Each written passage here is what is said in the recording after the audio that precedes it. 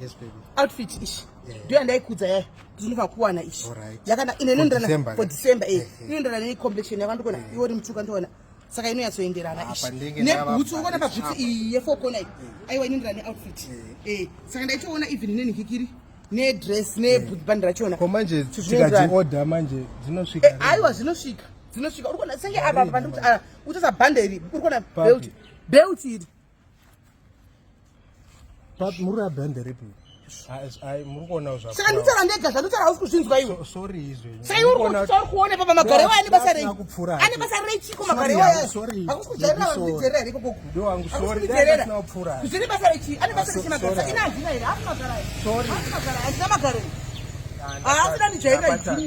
sorry. Nonsense, man.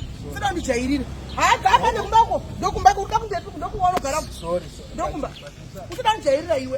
Jakutsiwa shangu chaona ndakutsiwa anopokure ngichakutsiwa chete kama vari kutaurisa kada kuorder hembe ndakati order hembe Christmas atosvika sika order hembe dzachona kubhizi baba maspeaker ekusunisaiwa maspeaker maziamplifier amatushi mazispeaker ekusunisaiwa yayo matengi emasuweji ndo angatosokadotaziwa chii chinoshamisa mazitengiwa mvura dzoka dziri mazitengiwa kwana iwe chakutsiwa hangu zvechete I'm sorry, so it's very. Oh, what you say?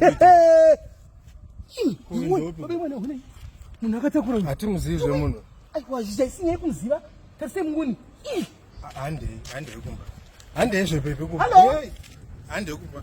Baby uya atimuzi. Aiwa.